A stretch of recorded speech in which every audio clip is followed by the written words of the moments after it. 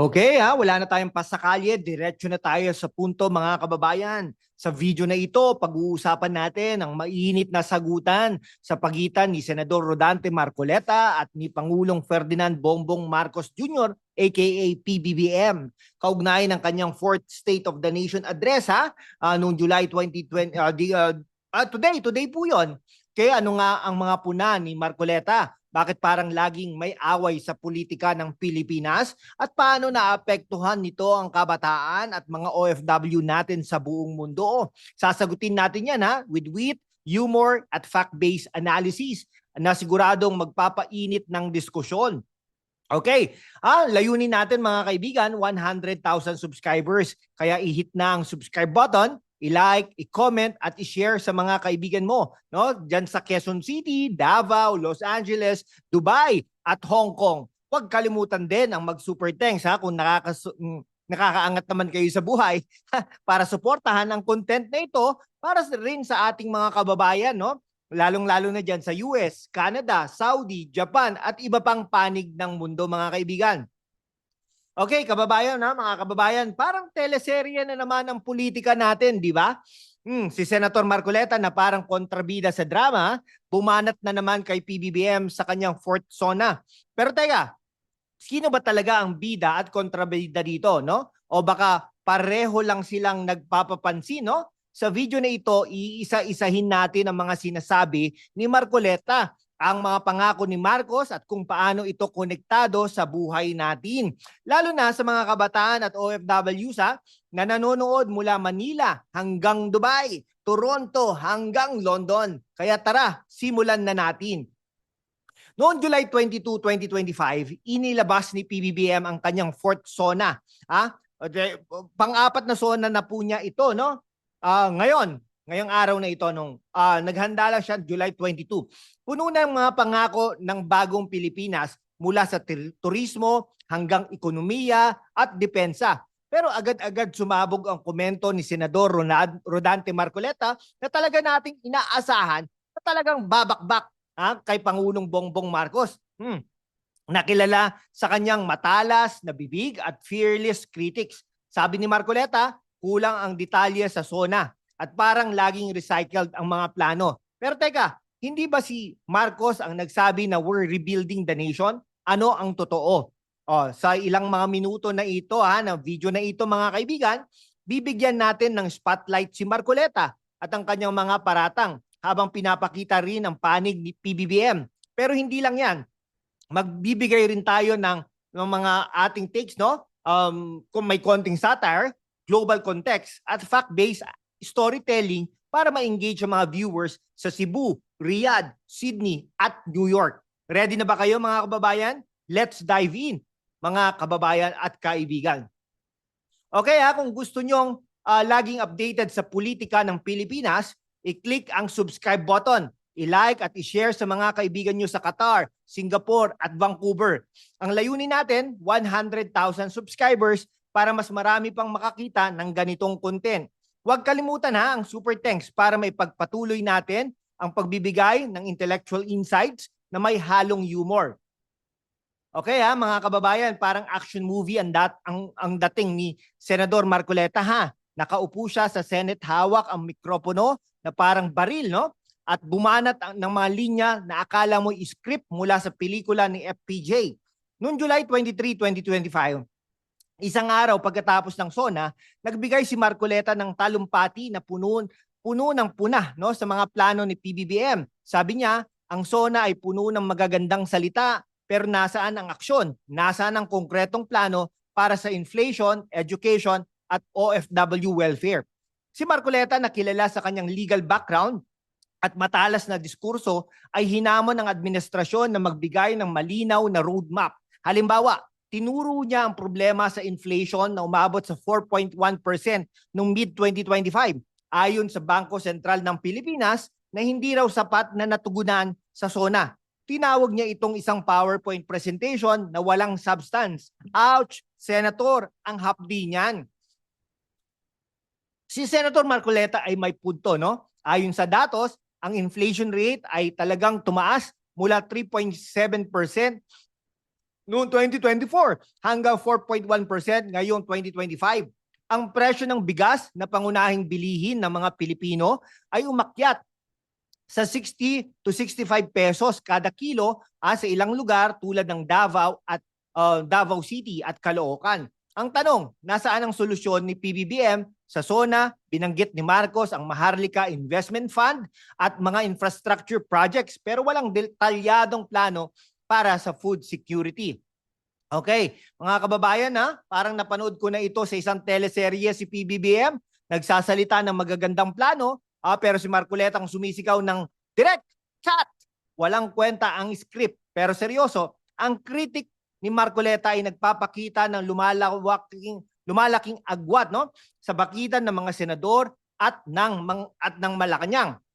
Okay, sa isang banda, tama si Marcoleta mga kaibigan na kailangan ng mas malinaw na plano pero sa kabilang banda, hindi rin siya nagbigay ng konkretong alternatibo. Parang laging kontra lang pero nasaan ang propuesta, no? Kung agree kayo kay Marcoleta, i-comment nyo sa baba. Disagree, sabihin nyo rin. I-share ang video na ito sa mga kaibigan nyo sa Jeddah, Toronto at Milan para mas maraming makapanood. At huwag kalimutan ang super thanks para suportahan ang content natin.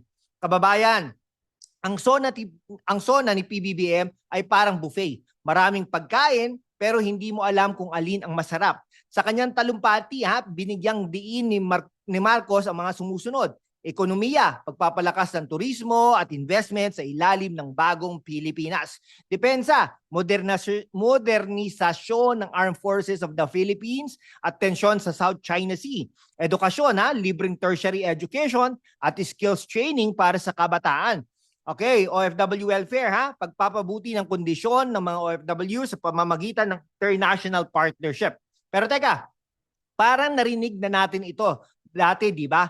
Bagong Pilipinas, parang bagong lipunan vibes, no? Okay, ito po kung ang SONA ay exam, parang si PBBM yung estudyanteng magaling, magsalaysay, pero kulang sa sagot sa essay questions, Seryoso, mga pangako ni Marcos ay maganda sa papel, pero ang tanong ng mga OFW sa Dubai, Hong Kong at Sydney, kailan ko mararamdaman ang bagong Pilipinas? Ang kritika ni Marcoleta ay may punto pero ang kanyang style ay parang laging galit, kulang sa constructive solutions.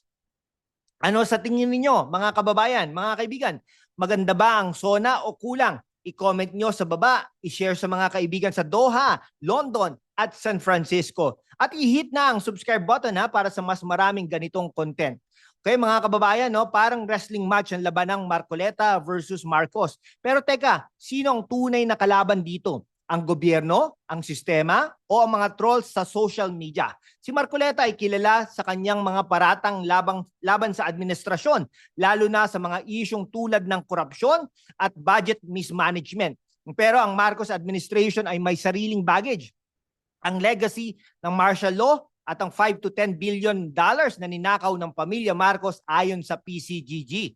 Okay ang senador ay tumutok sa kakulangan ng transparency sa Maharlika Fund at ang tumataas na presyo ng bilihin. Siya rin ay kritikal sa handling ng South China Sea, issue na maging mas mainit ngayong 2025 dahil sa pagkawala ng Sabina Shoal. Okay, ang administrasyon ni Marcos ay nagsasabi na ang focus ay long-term growth tulad ng $35 billion, AFP modernization at tourism initiatives. Pero mga kritiko tulad ni Marcoleta ay nagsasabing ito ay smoke and mirrors, maganda sa salita pero kulang sa aksyon. Sa isang banda, ang mga puna ni Marcoleta ay nagbibigay ng checks and balances sa gobyerno. Sa kabilang banda, ang kanyang aggressive style ay maaring mag-alienate ng mga botante na gusto ng mga positibong diskurso.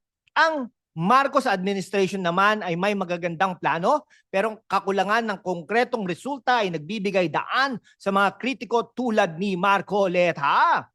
Okay parang teleserye ito. Kababayan, si Marcoleta ang kontrabidang laging may malalim na linya, pero si PBBM naman ang bidang laging may magandang ngiti kahit wala pang happy ending. Pero seryoso, ang tunay na issue dito ay ang tiwala ng publiko. Paano natin mapapaniwala mga kabataan sa Quezon City at mga OFW sa Riyadh na may pag-asa ang bagong Pilipinas kung laging may sagutan? Okay, kung gusto nyong malaman ang susunod na kabanata ng teleseryeng ito, isubscribe na ang channel natin ha. I-share sa mga kaibigan nyo sa Tokyo, Dubai at Toronto. At huwag kalimutan ang super thanks para may pagpatuloy natin ang ganitong content. Kababayan, ikaw na nasa Davao, Cebu o kaya sa Dubai at New York, nagtataka ka ba? Ano ang kinalaman ng sagutan ni Marcoleta at Marcos sa buhay natin? Ang mga kabataan at OFWs ang pinakaapektado ng mga isyong ito. Ang kabataan na may median age na 25 sa Pilipinas ay naghihintay ng trabaho at edukasyon. Ang OFWs naman ay umaasa ng mas maayos na suporta mula sa gobyerno. Okay, ang free tertiary education program ni Marcos ay may 50% coverage sa 4.1 million college students. Pero ang unemployment rate ng kabataan ay nasa 14.2% pa rin noong 2024. Si Marcoleta ay humihiling na mas maraming skills training programs pero wala pang malinaw na plano mula sa kanya. Okay. Ang $37 billion remittances ay malaking tulong pero ang mga isyong tulad ng illegal recruitment at poor working conditions sa abroad ay mananatili. Ang plano ni Marcos na magtayo ng mas maraming bilateral agreements ay maganda pero kulang pa rin sa detalye.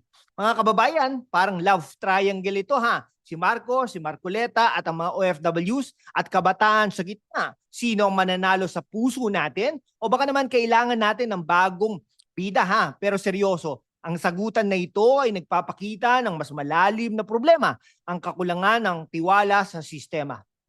Kung kabataan OFW ka, i-comment ang saloobin mo ha. Ano ang gusto mong marinig sa susunod na zona? I-share ang video na ito sa mga kaibigan nyo sa Singapore, London at Calgary at i-hit ang subscribe button para sa 100,000 subscribers goal natin mga kaibigan.